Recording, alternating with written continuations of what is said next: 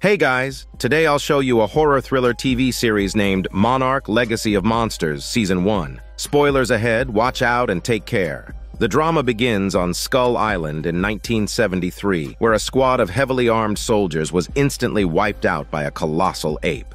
Upon hearing the news, an old scientist decided to investigate. Instead of finding the ape, he encountered an even more terrifying crisis. Cornered at the seaside with no escape, the old scientist had no choice but to throw a package containing vital information into the ocean. At that moment, a gigantic crab emerged from the ground and began battling a charging spider. After a fierce battle, both monsters plunged into the sea, presumably ending their monstrous lives. The old scientist narrowly escaped, but the package drifted away into the distance. His face was filled with despair because the package contained extremely valuable data. The scene then flashbacks to 1959 when scientist Keiko and her research partner Billy, under the protection of military soldiers, traveled to a rural area in Kazakhstan. It was rumored that many animals there had suffered severe nuclear radiation. They came specifically to investigate. As they neared their destination, the radiation levels on their detectors grew higher. When they reached the edge of the forest, a warning sign forbidding entry was posted on the protective fence. Keiko and her team were prepared. They donned gas masks and ventured inside. However, they soon encountered a local hunter. Keiko warned him that eating the contaminated animals would make him sick. The young man dismissed her bullshit, claiming that the radiation was just a rumor. Instead, he said the real danger was that the government had blasted a hole straight to hell on Earth. Keiko sighed with her smelly mouth shut, understanding the man was referring to nuclear weapon tests conducted years ago. Shortly after, the group arrived at an abandoned factory. To their surprise, the radiation had vanished. They removed their protective gear and entered. The soldiers were puzzled, feeling as if something had absorbed the radiation. Keiko ignored them and began planting explosives with Billy. This was their usual method to detect underground structures.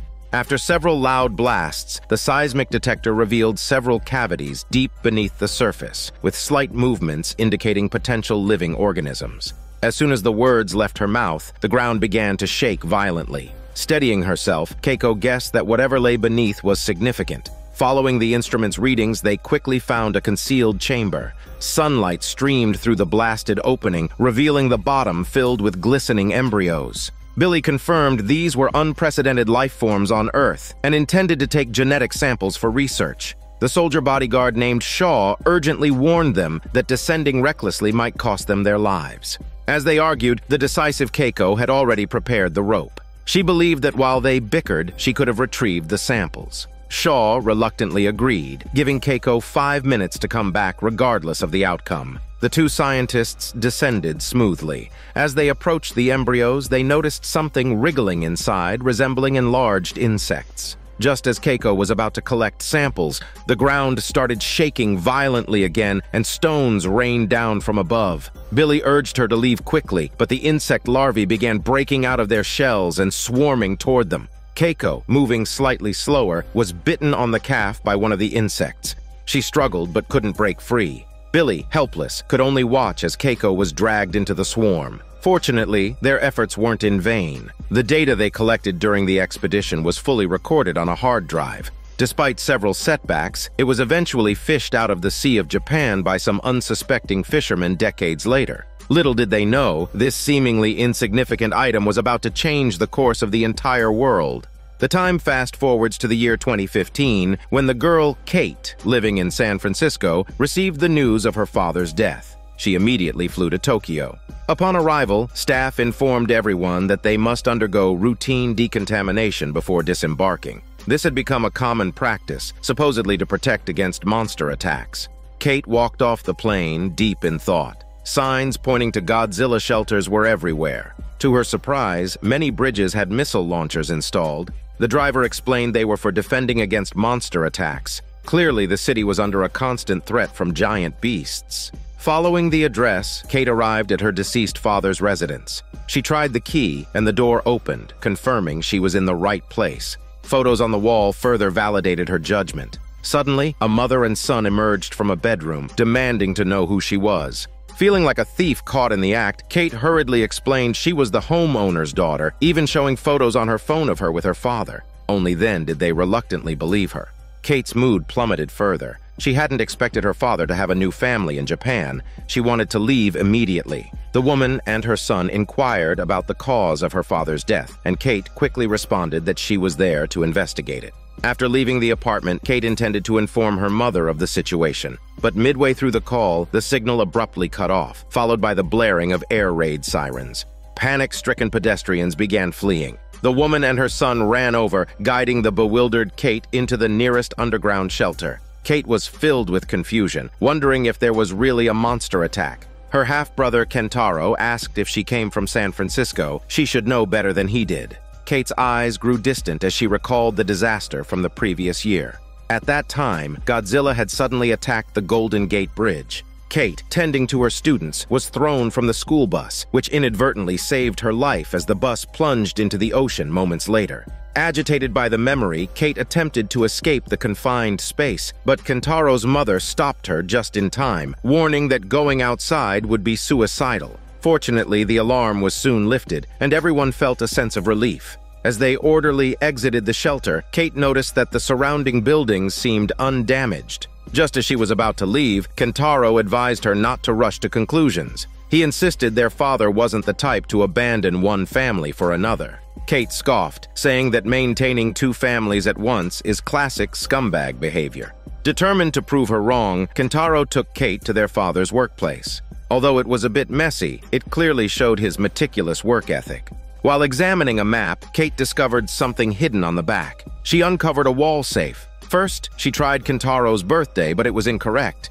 Then she attempted her mother's birthday and the safe opened, revealing a leather pouch containing an old-fashioned hard drive. Puzzled, Kate noticed a triangle symbol on the pouch, resembling the emblem worn by the first responders to the Godzilla attack on the Golden Gate Bridge. Kate suspected her father's death might be connected to the contents of this hard drive. She asked Kentaro to help decrypt the data.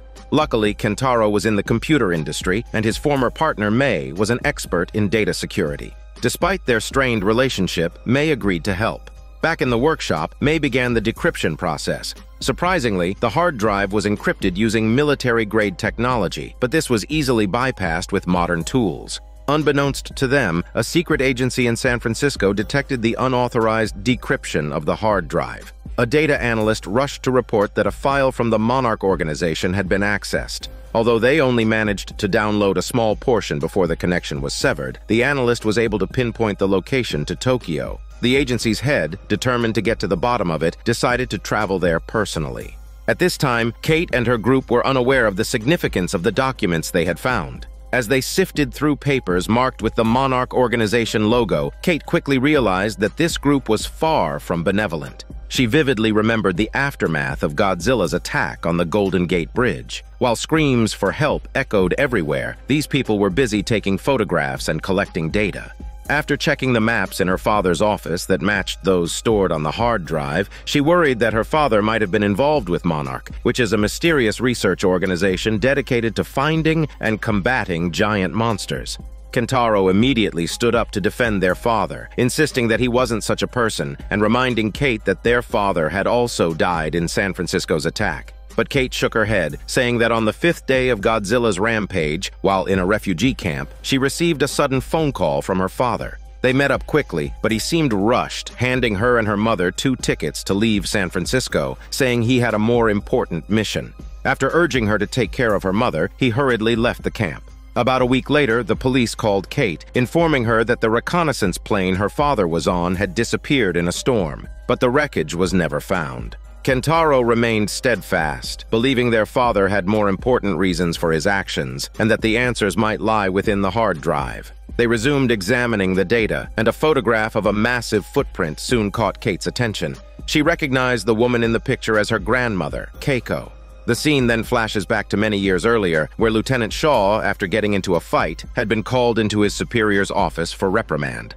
Unable to handle Shaw's rebellious nature, his superior assigned him a simple escort mission to get him out of sight. Shaw quickly arrived at the Philippine docks, where he was tasked with escorting scientist Keiko. Recently, a reconnaissance plane on a weather mission had detected radiation signals, and Keiko's mission was to investigate the source, fearing it might be a secret nuclear test. They soon reached their first data collection point, unloading the equipment. Just as Keiko was about to start the instruments, a faint rustling came from the bushes. A young man with a camera emerged, only to find himself staring down the barrel of Shaw's gun. The man quickly introduced himself as Billy, a fervent researcher of unknown animals. Keiko, intrigued by his passion, asked if he was there to find some strange creature. Billy, proud of his mission, explained that local villagers frequently reported seeing a dragon flying across the sky, leaving a trail of fire. He had come to uncover the truth. Shaw thought Billy was delusional and wanted to send him away, but Keiko insisted on letting him join their expedition. Shaw was reluctant, as his bodyguard duty was to ensure Keiko's safety, and an extra person meant more risk. Keiko, however, was adamant, claiming Billy could be more useful. Frustrated, Shaw threatened to leave and find someone to take over his duty.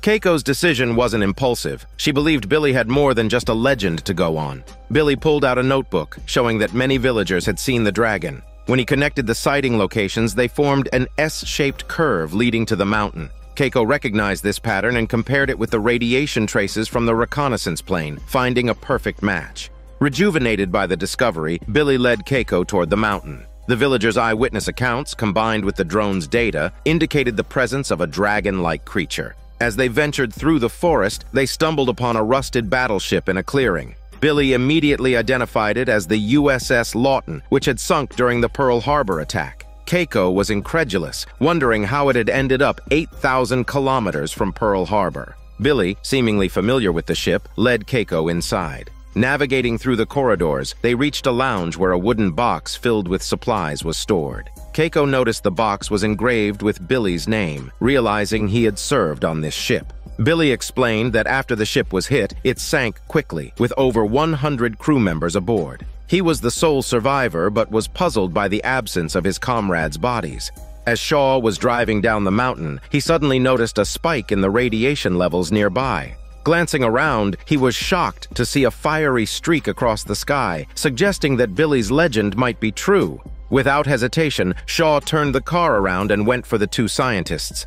At the same time, Keiko and Billy were stunned by what they saw before them, mummified corpses fixed to the walls. Keiko did a quick calculation and realized these must be the sailors who died 9 years ago.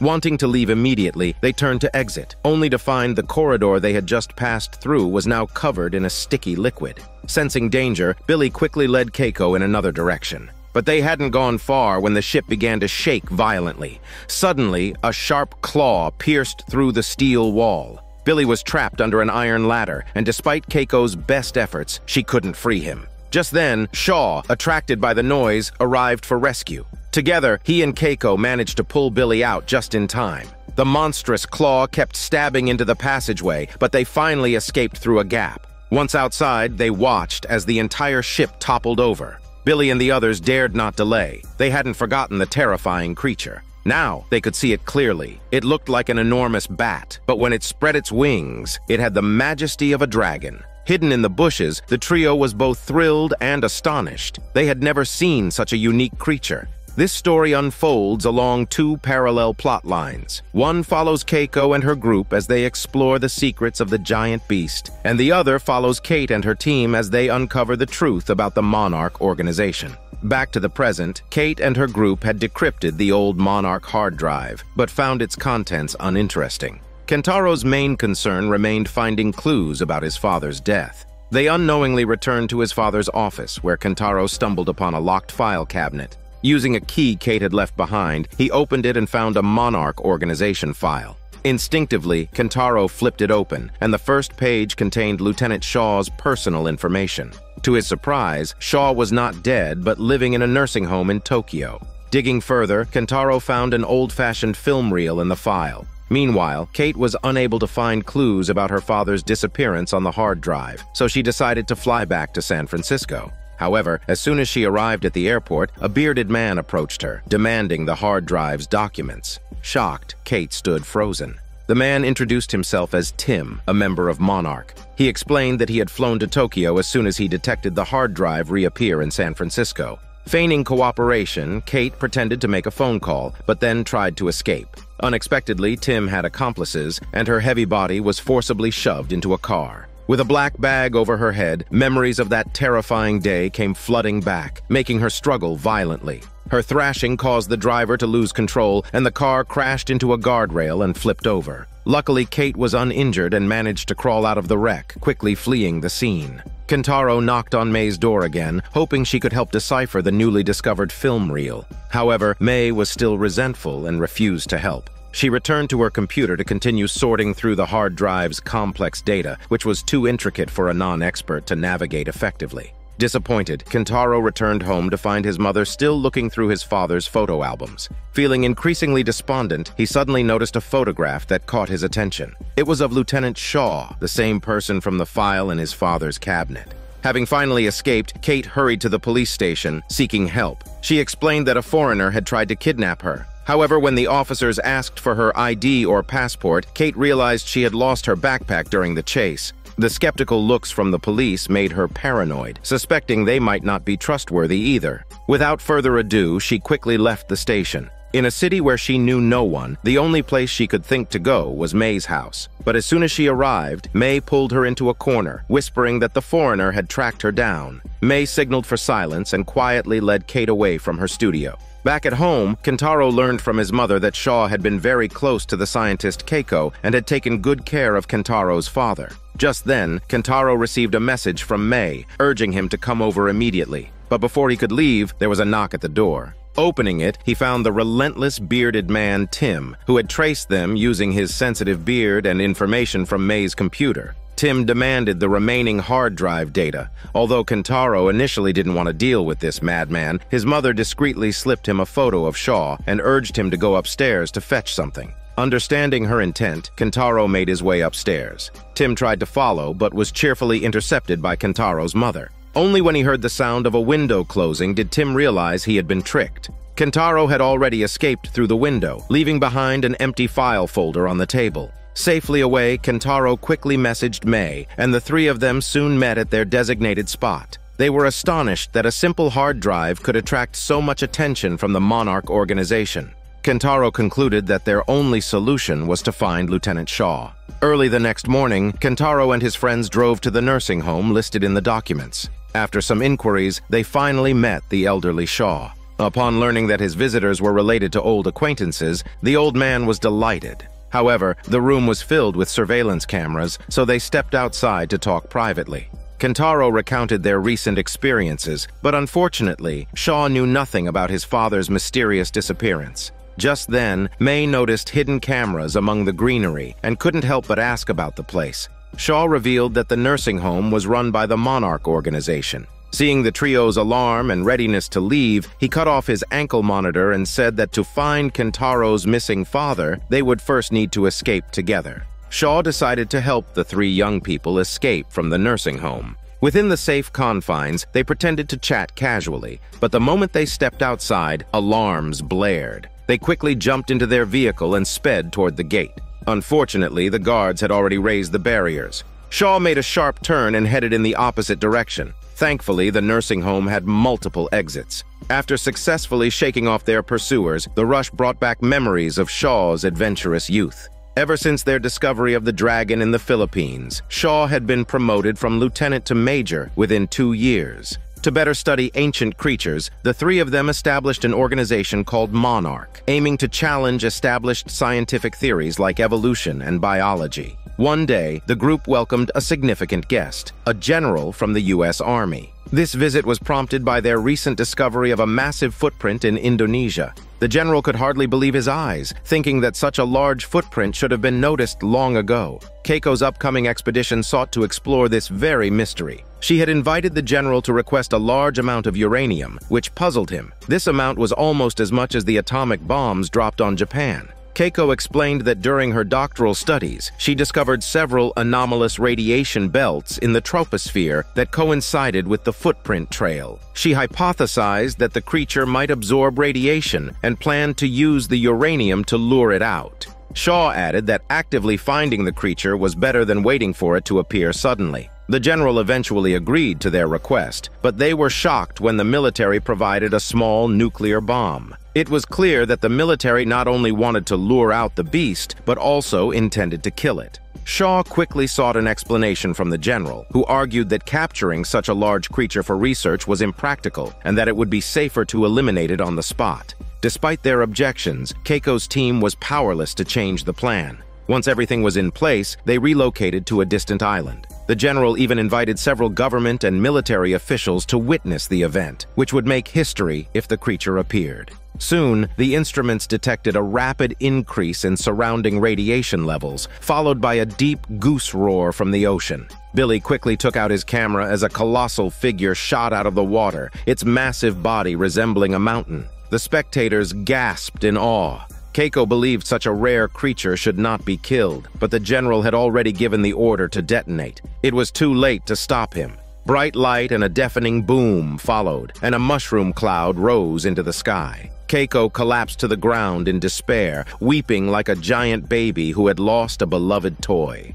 For days, Keiko was inconsolable. However, Shaw brought good news. The military decided to increase funding for Monarch, enabling them to establish branches worldwide to find more such creatures. They feared the next one might appear in New York or San Francisco rather than the Pacific. Keiko was concerned, wondering if they had to report any future discoveries to the general. Shaw reluctantly replied that if he didn't report, he would face a court-martial. He then suggested with a wink that if they didn't inform him, he could feign ignorance. The three shared a knowing smile. Returning to the present, the elderly Shaw repeatedly warned the two young people that if they were determined to find their missing father, Hiroshi, they must be prepared to challenge their understanding. Hiroshi had joined the Monarch organization years ago and had been searching for legendary ancient creatures. Noticing their distrust of the organization, Shaw quickly explained that Monarch had strayed from its original mission, blinded by money and power. However, Hiroshi was an exception. Despite this, Kate struggled to accept her father's hidden identity.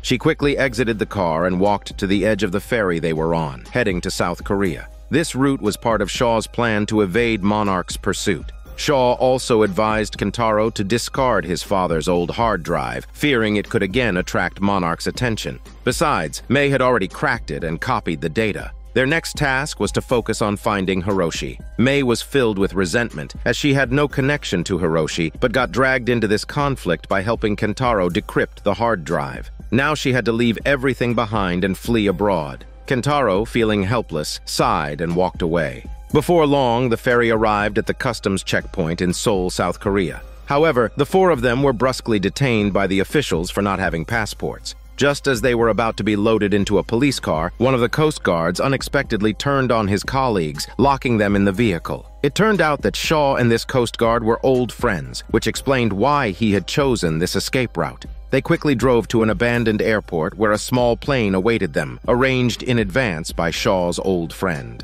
Meanwhile, in a luxurious private jet parked at an estate in Tokyo, Tim, a high-ranking executive of the Monarch organization, was preparing for a meeting. However, he was not met with a warm welcome. He had failed to report the hard drive data immediately and had instead acted on his own, losing track of the targets in the process. Just then, his deputy received a call saying facial recognition at customs had identified Shaw and his group in Seoul. The executive immediately ordered armed guards to capture them. Tim was better suited to office work, but they were unaware that Shaw and his team were already on a plane to Alaska, where Hiroshi had gone missing. May had found a handwritten location in the Monarch files, indicating a remote snowy mountain. Kate recalled that her father had disappeared on a flight to Barrow, with a registration starting with 74. Shaw realized that it was on the route to that snowy mountain, suggesting Hiroshi's true destination. After several hours, the plane landed near the mountain. Kate was torn between hope and fear. She wanted to find her father quickly, but dreaded discovering his lifeless body. The Coast Guard friend, acting as a mentor, shared his experience of losing many comrades in battle, advising her that if tragedy couldn't be avoided, it was better to face it bravely. Suddenly, the plane shook violently due to extreme cold air currents, and there was no runway below. The Coast Guard friend couldn't handle the risky landing, leaving it to the experienced Shaw. He didn't disappoint, carefully adjusting the landing speed and bringing the plane safely to a stop on an open area. It took a while for everyone to calm down. Stepping off the plane, they soon found the wreckage of the aircraft 74, with only the pilot's body in sight. But Hiroshi was missing. After searching the area, they found a tent with signs that someone had recently lived there. Kate deduced from the handwriting on the map that her father was still alive. The siblings felt a wave of relief. The Coast Guard friend discovered buried ropes, indicating the plane had landed before being destroyed. He searched further and found huge claw marks on the metal, warning everyone to flee as he ran to start the plane. But he was too late. A massive, scaly beast suddenly emerged from the snow, pinning the plane and breathing icy air that instantly froze the Coast Guard into a statue. Shaw and the others stood in shock, dumbfounded by the scene for a while before realizing they needed to flee for their shitty lives. Sitting in the back, Kentaro grabbed a flare gun and shot at the monster. Unfortunately, his aim was off, and the fiery burst only slightly distracted the beast. In the next instant, the creature charged at them. Shaw led the group into a nearby cave. He instructed everyone to stay silent, as the snow-dwelling creatures had poor eyesight but extraordinarily keen hearing. The ice reflected the monster's massive form. In a panic, May accidentally fell into a pool of icy water but was quickly pulled out. She wet herself and the cold bit into her, relentless as a parasite. They waited for the creature to move away, and May let out a chicken cry. Shaw quickly covered her smelly mouth, knowing any chicken noise could attract the beast. They had to leave immediately. Soon, May's soaked pants began to freeze. Kentaro suggested lighting a fire to ward off the cold, but Shaw insisted they press on, fearing a fire would attract the monster. May was on the verge of despair. She wouldn't last long in the freezing cold. Kate agreed that they couldn't continue like this. Suddenly, Kentaro remembered seeing a large, circular structure on the other side of the slope from the plane. He believed it was a human settlement. The others, however, shook their heads, saying they hadn't noticed anything. Shaw made a quick decision. They would head toward the circular structure. As the sun began to set, they finally reached the mountaintop, only to find no sign of any buildings. Kentaro guessed it might be on the far side of the next peak, but the group was exhausted and assumed Kentaro must have been mistaken. Just then, Kate spotted a blue light rising from the foot of a distant mountain. Shaw speculated it could be the light from an oil rig, possibly signaling a human settlement. Kentaro insisted on checking the circular structure first. Shaw decided they would split up. Kentaro would explore the structure alone, while he led the two girls toward the blue light.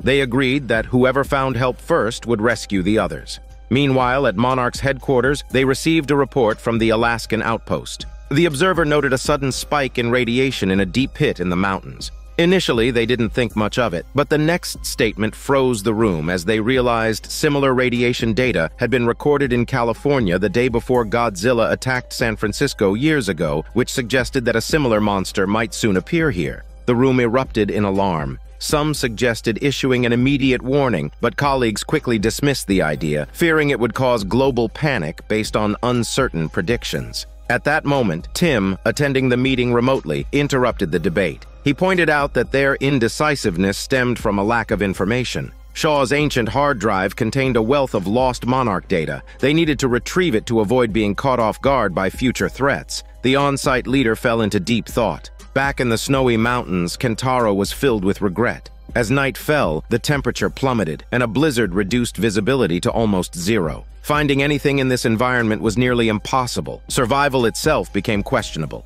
Exhausted and disoriented, Kentaro eventually collapsed in the snow, losing consciousness. On the other side, Shaw and his group had their own misadventure. After a long journey, they found themselves back where their plane had initially crash-landed. Shaw explained that the extreme cold might have disoriented everyone, causing them to walk in circles. May was on the verge of losing consciousness from the cold. Kate finally decided to take her to the tent her father had set up and start a fire to help her regain body heat. Without this, May would surely freeze to death. The fire worked well, and as May opened her eyes, she saw the sky illuminated by the beautiful northern lights. Meanwhile, Kentaro suddenly woke up in the snow, feeling a blurry vision of May smiling at him. Gazing at the shimmering lights in the sky, he reminisced about how they first met a year ago. With his mother's help, Kentaro was preparing for his first art exhibition.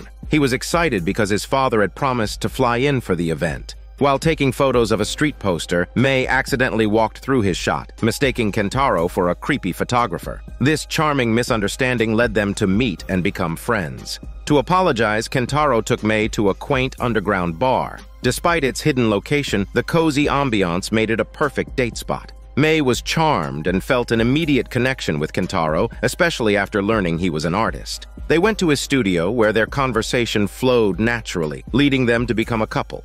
Kentaro's artistic flair was evident as he used a flashlight to create a magical scene on the ceiling, rivaling the legendary Northern Lights. May was mesmerized until now, seeing the real Northern Lights, though they were no longer together. Shaw had found some supplies from the plane wreckage, but dry firewood was scarce, so he used papers from the tent. Just as he was about to search for more, the ground began to shake violently. The ice monster had returned. Shaw and Kate quickly helped May as they ran out of the tent. The monster emerged, swallowing the fire and tent whole. Fortunately, it didn't attack them but disappeared into the snow. Shaw realized that the monster was after the fire's heat, not them. The earlier attacks on the burning plane engine and the campfire confirmed this. The monster had chased them during the day because it mistook Kentaro's flare for a heat source. With a new plan, Shaw eyed a box of aviation fuel. He proposed using the fuel as bait to lure and eliminate the monster. The girls, exhausted, silently agreed. May urged Kate to leave her and Shaw behind if necessary, so at least some of them might survive. Back in the snow, Kentaro suddenly sat up, spotting a familiar figure in the storm. It was his father, Hiroshi. However, his father didn't seem to see him and kept walking ahead. Following him, Kentaro noticed pencil shavings in the snow and realized he wasn't hallucinating. He quickly caught up, and to his amazement, the circular structure he had been searching for appeared, now buried in snow. It was a stroke of luck that he stumbled upon it. Inside the structure, Kentaro saw his father's shadow again, sharpening a pencil and apologizing for missing Kentaro's art show. Kentaro then noticed a radio on a table surrounded by pencil shavings. There was no doubt that his father had been here.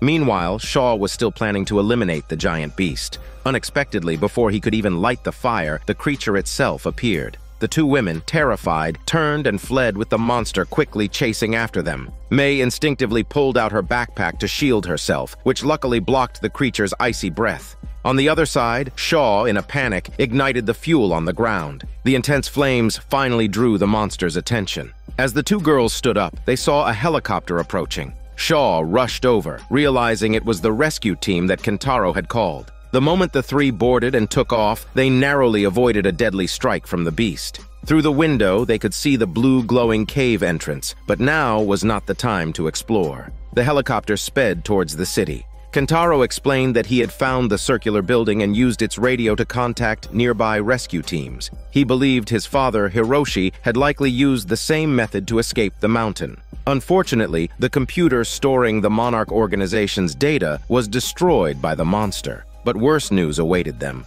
Upon landing, they were greeted by Tim, the executive from the Monarch organization. They were soon separated and locked in small rooms. Kentaro was the most volatile, shouting at the camera and even claiming his dad is Hiroshi, one of the founders of the Monarch. But the monitor remained indifferent, as they had already identified everyone through facial recognition. Kate and Kentaro, aside from being Hiroshi's children, had no notable traits. May, however, was different. She had altered her identity and erased all traces of her residence before leaving Tokyo. Despite the computer's destruction, Tim's assistant believed May had a backup of the data. She asked May to hand over the data, and the organization would fulfill any of May's desires. Initially, May refused outright, but after some thought, she quietly took the contact information left behind. Tim felt that they shouldn't trouble these kids. After all, Kate and her brother were descendants of the organization's members and possessed valuable information. Releasing them might yield unexpected benefits. Soon, Tim escorted Kentaro, May, and Kate to the airport, providing them with passports and other essentials. Before parting, Tim warned them to go home and stop exploring the monster's realm, calling it a death trap. However, this was merely a performance. He believed the kids wouldn't heed his advice. Sure enough, while checking in, Kentaro suddenly said if their father was still alive, they could really go back to Tokyo and live a normal life. Kate shared the same sentiment. Their father had an office in San Francisco, which might hold more clues. Despite May's reluctance, she agreed out of gratitude for Kate saving her life on the mountain. Soon after, the trio arrived at San Francisco's airport, where a large screen displayed advertisements for underground apartments. Following Godzilla's destruction of San Francisco, the authorities, fearing a repeat disaster, had not rebuilt the city. A small truck was waiting at the airport entrance, driven by a colleague of Kate's mother. Despite her irritation, Kate couldn't resist their enthusiasm and led her friends to her home. Since the Godzilla disaster, most residents still lived in makeshift refugee camps. The underground apartments advertised were only affordable for the super rich. The authorities had even turned the disaster site into a tourist attraction to generate revenue, though it was later sealed off by the military. When Kate's mother saw Kentaro, her husband's illegitimate son, her expression was complicated, but controlled. She invited Kentaro and May to her home. Surprisingly, she was a scavenger, searching the disaster zone daily for valuables. The small room was cluttered and messy, making Kentaro feel awkward. He quickly found an excuse to step out. With no outsiders present, Kate's mother dropped her pretense. Years of separation led her to suspect her husband Hiroshi had someone else, prompting her to send Kate to Tokyo. It was both to ease her mind and help Kate, who had become reclusive after witnessing her classmates' deaths, to find some peace. Kate remembered their purpose in San Francisco, to visit her father's office in the disaster zone. Her mother's scavenger role was the perfect cover. After bribing familiar guards, Kate, Kentaro, and May slipped into the sealed disaster area. They stood before the ruined outline of the Golden Gate Bridge until Kate's mother reminded them to return by 8 a.m., or both she and the guards would be in trouble.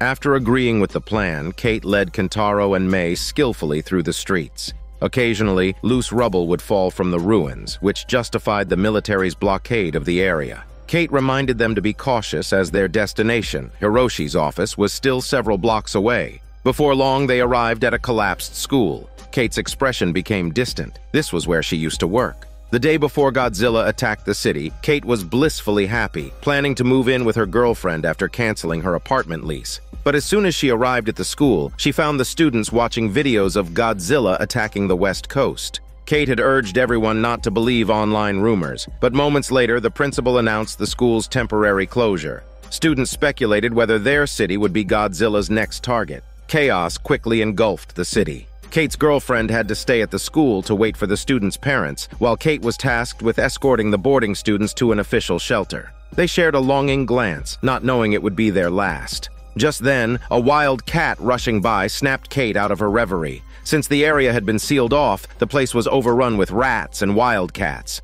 Suddenly, lights appeared ahead, showing that it was a military patrol. Hiding behind a car, the group was on the verge of being discovered. Thinking quickly, Kentaro wrapped a rock in a snack bag and threw it. The wildcats were instantly attracted to it, and the soldiers, seeing this, relaxed and moved on to their next patrol point. Kate glanced at a nearby high-rise. Her father's office was close.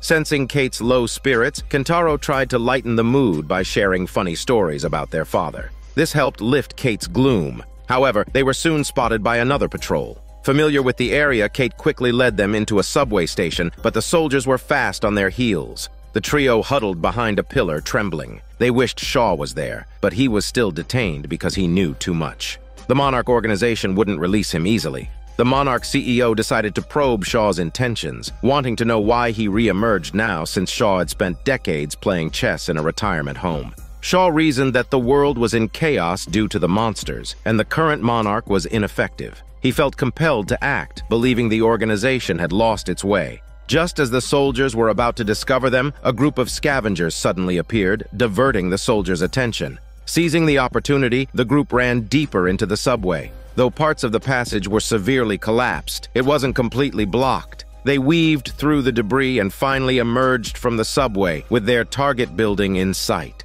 They quickly climbed to the top floor, and Kate used a key to open her father's office. The layout was similar to the one in Tokyo. Kentaro deftly removed a map from the wall, but there was no hidden safe behind it. Kate noticed some familiar routes on the map. She pulled out her father's documents, finding a page marked with several unnamed dots. Kentaro's eyes lit up. Using tracing paper, he marked the dots' locations, punched holes, and placed the paper against the window. Sunlight shone through the holes, aligning perfectly with the map's lines. The points represented San Francisco, Alaska, and Africa. Clearly, Hiroshi's next destination was Africa. Rejuvenated, they hurried back to meet with Kate's mother. Kate noticed her mother's close relationship with her colleague, who openly admitted their feelings. They had been discreet due to Kate's father. Kate nodded in agreement, encouraging her mother to pursue her happiness. Meanwhile, May secretly made a call to the Monarch organization.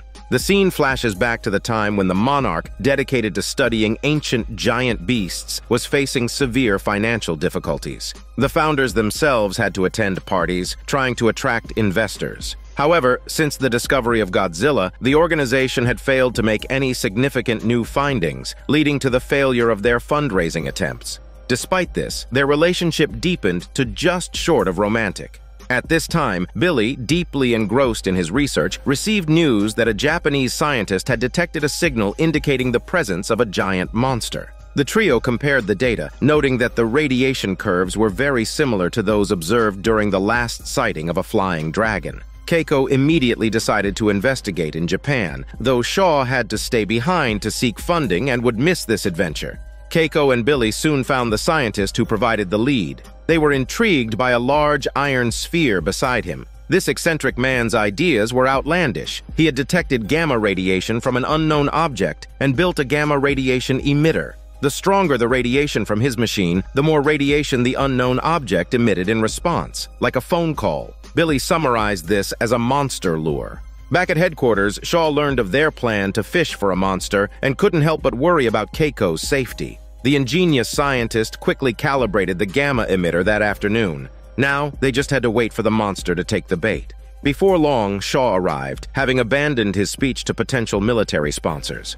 Keiko, angry at Shaw's impulsiveness, turned away, thinking he was being too reckless. However, Shaw felt he should always protect Keiko. She retorted that she didn't need his muscles and protection, but at that moment, the emitter on the water was flung towards them. Shaw pulled Keiko's sexy body to safety. As they regained their composure, they saw massive ripples on the water. Their prey had taken the bait. Unfortunately, it only surfaced briefly before diving back. Keiko was shocked to realize Godzilla was still alive. Shaw insisted they report this immediately, considering Godzilla's indestructibility a grave threat. Keiko, however, feared another military assault on the creature. Their argument was cut short when they discovered that the military had taken control of their research base, citing Shaw's dereliction of duty. Back to the present, during Shaw's transport, an agent from the Monarch suddenly attacked the guards. Unlike the organization, she believed Shaw held crucial secrets about the giant beasts. Shaw, exasperated, explained that he had already shared everything he knew, but the higher-ups dismissed him as a madman. The original goal of the Monarch was to prevent monster destruction, but now it was blinded by profit and had lost its way. The agent revealed that her sister had died in the Godzilla disaster and that many in the organization still held true to its original mission. She hoped Shaw could guide them on what to do. They shook hands and decided to uncover the secrets of the giant beasts together. Their first stop was Kate's home, where 3 young people had information on Hiroshi's whereabouts. Shaw deduced that a disaster 100 times worse than the San Francisco Godzilla incident was imminent, and that Hiroshi was desperately trying to prevent it. Their goals aligned, so they followed the clues found in Hiroshi's office to the Algerian desert in Africa. It turned out that May's previous tip-off was actually a call to the agent, reminding her of their agreement. The agent nodded, promising to arrange for May's return to Tokyo after this desert trip. Shaw's network was more extensive than expected. Even here, he had old acquaintances. With no roads ahead, they needed a local guide to lead the way.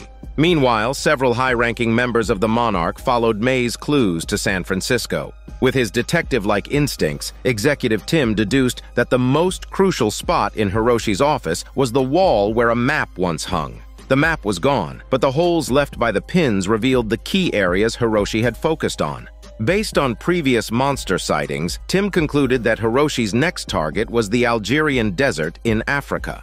When Shaw and his team were led to the coordinates left by Hiroshi, they were puzzled by the ordinary appearance of the place. Shaw pointed to the other side of the mountain, suggesting they check it out. Through binoculars, they spotted a familiar figure. It was Hiroshi, whom they had been desperately searching for. Kentaro and the others couldn't help but exclaim in surprise, but Shaw sensed something was off. Hiroshi was frantically gesturing for them to leave, and recalling the large spherical object in the car, Shaw realized Hiroshi was warning them of danger. As Hiroshi vanished from sight, Shaw signaled everyone to flee. Just then, a helicopter from the Monarch roared in. Suddenly, the ground beneath them shook violently, and the ridge began to rise, causing them to tumble down the slope. When they regained their bearings, they saw a colossal creature lying nearby. It was Godzilla. They had been standing on its head. The group watched in stunned silence as Godzilla slowly rose. The Monarch's helicopter couldn't evade in time and was knocked aside.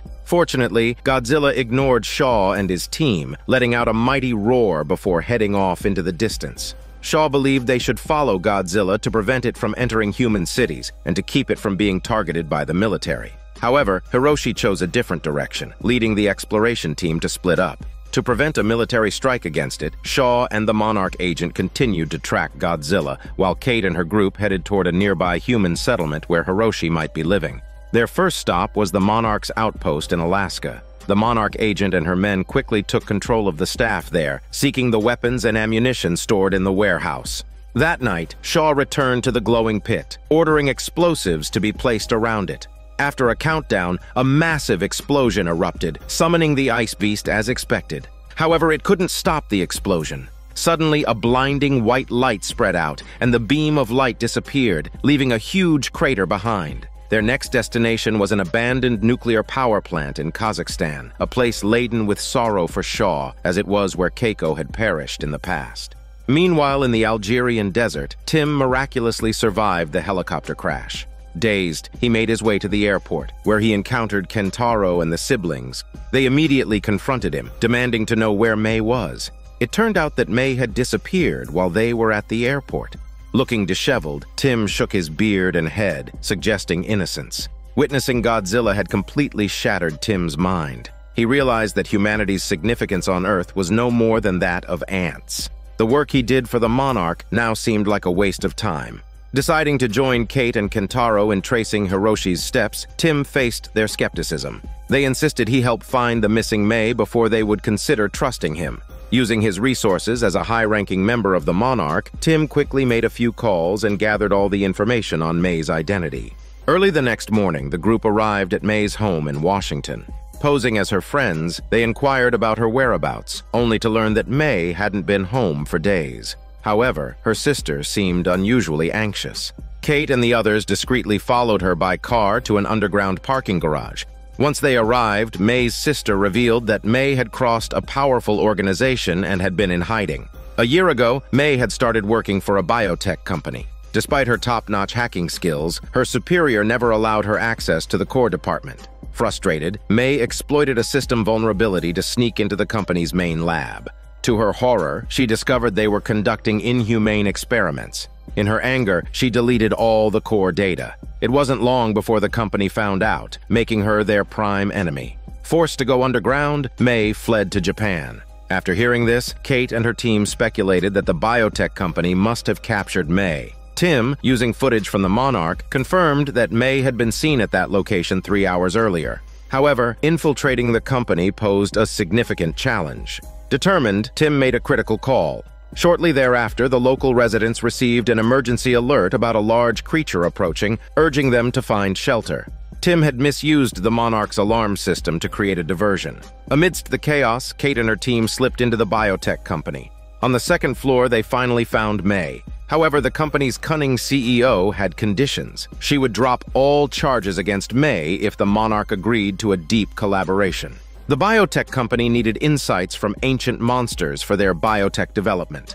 Kate and Kentaro approached the Monarch CEO, promising to help the Monarch locate Shaw and Hiroshi if she freed May. The three parties reached an agreement, satisfying everyone. However, Tim still had to explain the false alarm to the local authorities. He felt it was time for the Monarch to step into the public eye. The next morning, the CEO held a press conference on behalf of the Monarch, fully disclosing the organization's history and mission. She assured the public that they would be kept informed about any monster threats, aiming to prevent another Godzilla incident. The biotech company's person in charge watched the entire press conference intently, growing more confident in their collaboration.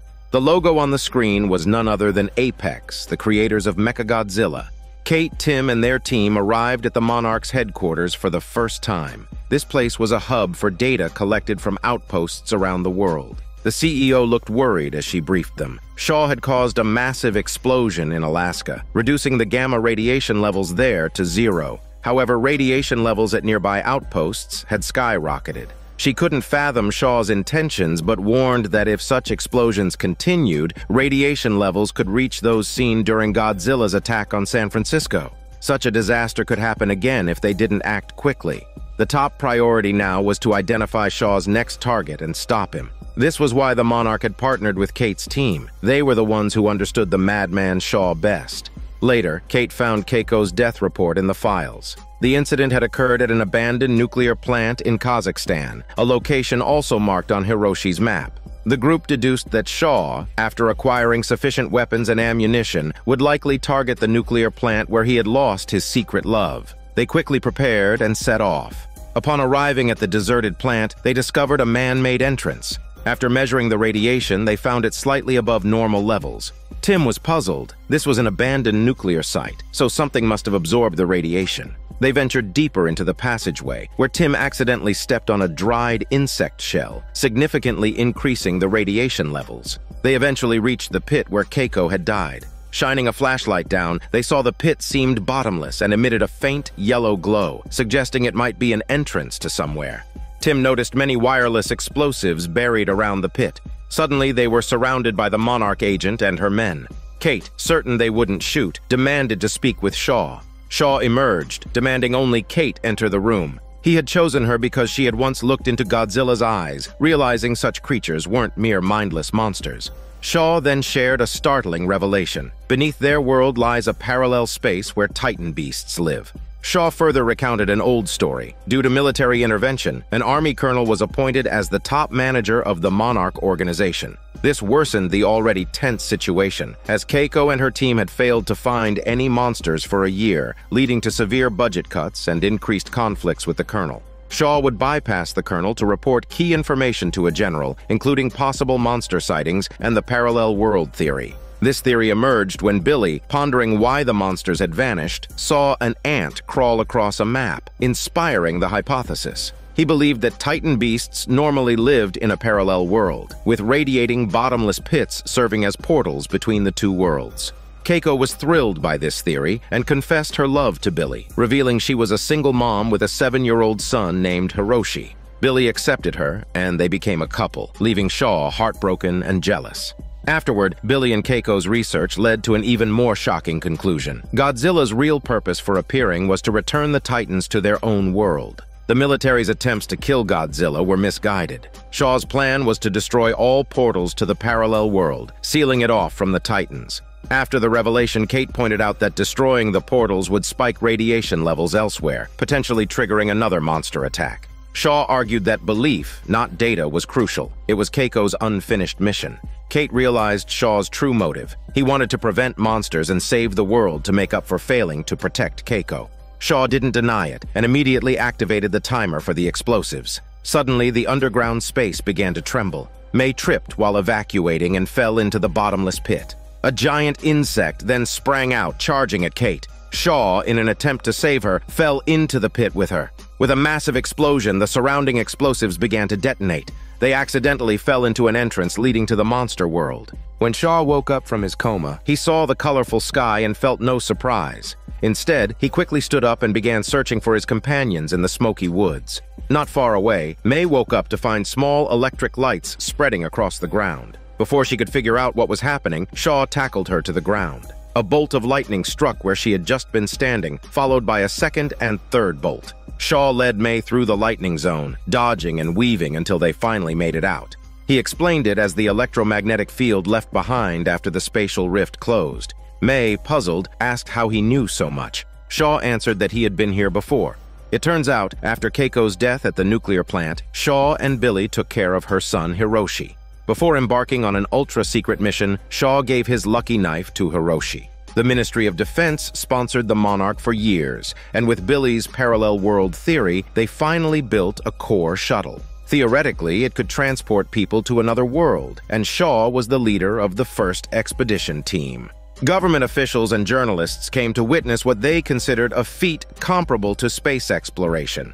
The shuttle, made of special materials, perfectly enclosed Shaw and his team. The tunnel they were to traverse seemed small, but the energy from ancient beasts could reopen a spatial channel large enough for a creature like Godzilla to pass through. As the countdown ended, the shuttle plunged into the tunnel. The gamma rays emitted attracted the beasts, who opened the spatial barrier. Suddenly, the ground began to shake, and the tunnel mouth erupted with immense energy, forming a visible vortex after absorbing the surrounding air. Though it lasted briefly, the site was left in ruins. Billy couldn't understand the unexpected occurrence. Unable to find the cause, the Ministry of Defense terminated its sponsorship of the Monarch project, redirecting all efforts to space exploration. After all, the moon and stars are visible, while Billy's parallel space theory seemed too bizarre. Meanwhile, the exploration team that fell into the abyss faced even worse fate. Though they reached the parallel space, they encountered a giant unknown creature before they could start their investigation. The team members were either eaten or struck by lightning while fleeing. Only Shaw, encountering another spatial channel opening, managed to return to the real world. Severely injured, he awoke in a secret medical room where the nurses avoided him and answered no questions. Eventually, Shaw couldn't sit still and took a nurse hostage to escape. In the corridor, he met a middle-aged man who revealed that Shaw had been missing for 20 years. The man then showed Shaw the lucky knife, and Shaw realized this man was Keiko's son, Hiroshi. Shaw struggled to accept this reality, lying in bed for a day and night to regain his composure. He couldn't understand why he hadn't aged, suspecting that time flowed differently in the parallel world. However, even Hiroshi couldn't accept this explanation. The prevailing theory was that Shaw carried some contagion or radiation. Upon learning that the Ministry of Defense had canceled the Monarch project's funding, Shaw felt deep regret. Billy's parallel world theory was correct, but no one supported further validation. Hiroshi sighed, explaining that Billy became erratic after Keiko and Shaw disappeared, and the Monarch organization had since rebranded. They decided to send Shaw, the unexpected returnee, to a nursing home for observation and research. Shaw spent decades there until he saw a news report about Godzilla's reappearance. His eyes burned with renewed determination. Back to the present, May, still in the parallel world, was terrified by its dangers and wanted to find an exit quickly. But first, they needed to reunite with Kate, who was facing her own crisis. A spiky boar-like creature approached Kate, who decided to play dead to deceive it. Suddenly, an arrow flew in, driving the creature away. To Kate's shock, the archer was her grandmother, Keiko, who had been missing for decades. Kate could hardly believe her eyes, filled with questions. But Keiko, aware of the creature's territorial nature, urged them to leave quickly. Keiko seemed familiar with the area, leading them towards a light pillar she knew was the only exit. As Kate contemplated how to explain the situation, May suddenly burst from the forest, followed by Shaw's unseen voice calling Keiko's name. Learning that Keiko had only been there for 57 days, Shaw revealed that 33 years had passed in the outside world. Keiko instantly understood the principle behind it. It must be the gravitational distortion causing the discrepancy in the flow of time. Despite being mentally prepared, seeing her once close friend now aged, and hearing that her beloved Billy had passed away, she was on the verge of breaking down. The only solace was that her son Hiroshi was still alive, and her granddaughter was even taller than herself. Keiko quickly composed herself and led everyone to a radiation simulator. After several days of modification, the sphere could now transmit its location information at a specific frequency repeatedly. This was the only way Keiko could think of to save themselves. Shaw was even more excited than her because he had recognized the components of the core shuttle he had used on his first visit here. If they could find the manned capsule, returning safely to the real world might be possible. So, the four of them lifted the simulator together and walked toward the light pillar. Meanwhile, inside the Monarch's research base, a data analyst captured a special signal from the abyss. When amplified, it showed a regular frequency pattern, which was definitely not the shape gamma rays should take. They quickly realized that this was a deliberate distress signal from someone in the abyss. However, the CEO was indifferent, as radiation levels in the abyss had spiked globally. Compared to the safety of 7 billion people on Earth, rescuing Shaw and the others was not a priority. But Tim disagreed. He believed the truth they might have discovered could be the key to stopping the monster invasion. Seeing the CEO's stubbornness, he resigned from the Monarch without hesitation. At the same time, Kentaro, who had survived the abandoned nuclear power plant, had just returned home and unexpectedly encountered his long-lost father, Hiroshi. But he was not happy at all. In pursuit of his father's trail, his sister Kate had lost her life. Hiroshi was devastated to hear of his daughter's death, but did not regret his actions. He intended to use the radiation simulator to lure out the monsters. If the entrance to the other world truly appeared, humanity might no longer face monster attacks. Kentaro, however, was furious, saying he couldn't even protect his daughter, let alone humanity. Leaving home, he went to a bar to drown his sorrows, only to be found by Tim. When Tim mentioned that Kate might still be alive, Kentaro immediately took him to his father for help. Without the Monarch's assistance, they needed to devise a plan to rescue Kate from the parallel world. Meanwhile, Shaw was enthusiastically telling Keiko about how much the outside world had changed over the past 30 years. But in front of him, Keiko looked exactly as he remembered. As the four walked and chatted, they finally reached the vicinity of the radiation light pillar with the simulator. Shaw found the capsule he had placed earlier, and its instrument circuits were functioning normally.